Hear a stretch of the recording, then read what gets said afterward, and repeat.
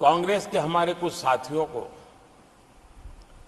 मैं हृदय से धन्यवाद करना चाहता हूं और मैं कहता हूं वो जो कहते थे उनके मुंह में घी शक्कर।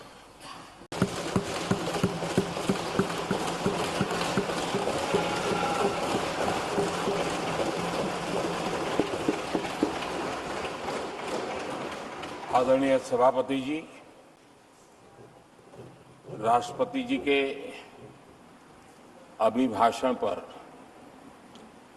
धन्यवाद देने के लिए मैं भी इस चर्चा में शामिल हुआ हूं।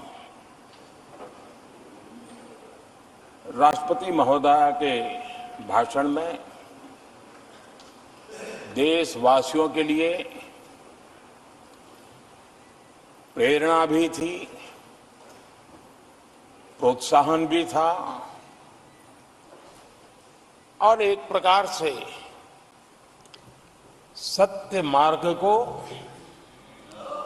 पुरस्कृत भी किया गया था। आदरणीय सभापति जी, पिछले 2-2.5 दिन में इस चर्चा में करीब 70 माननीय सांसदों ने अपने विचार रखे हैं। इस चर्चा को समृद्ध बनाने के लिए राष्ट्रपति महोदया के अभिभाषण को व्याख्यायित करने में आप सभी माननीय सांसदों ने जो योगदान दिया है, इसके लिए मैं आप सबका भी आभार व्यक्त करता हूं।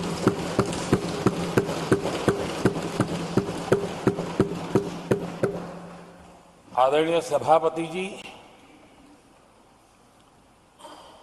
भारत की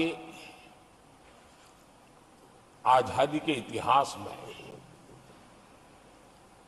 हमारी संसदीय लोकतांत्रिक यात्रा में बहुत दशकों के बाद देश की जनता ने एक सरकार को तीसरी बार देश की सेवा करने का अवसर।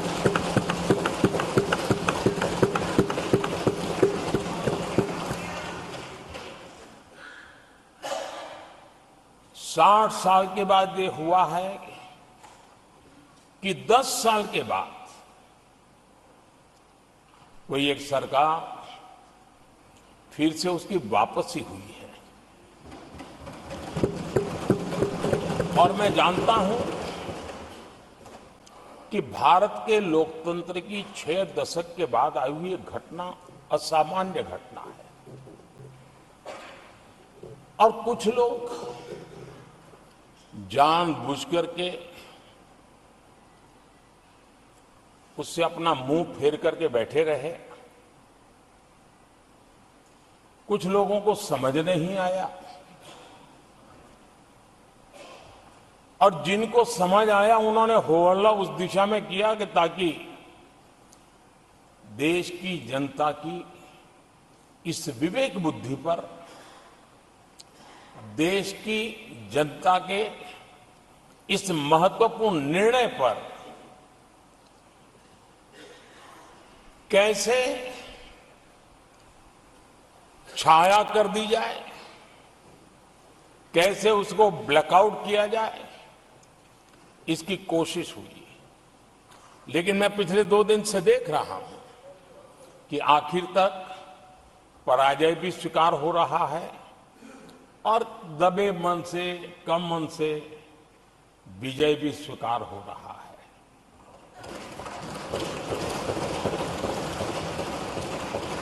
आदरणीय सभापति जी, कांग्रेस के हमारे कुछ साथियों को मैं हृदय से धन्यवाद करना चाहता हूं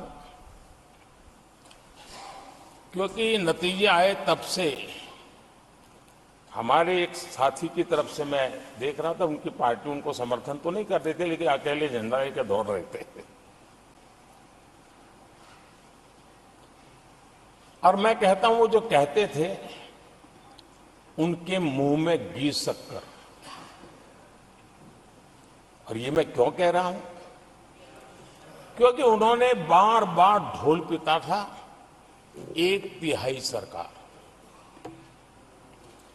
इससे बड़ा सत्य क्या हो सकता है कि हमारे 10 साल हुए हैं, 20 और बाकी है। 1/3 हुआ है, 1/3 हुआ है, 2/3 बाकी है। और इसलिए उनकी इस भविष्यवाणी को लिए मैं उनके मुंह में घी सकता।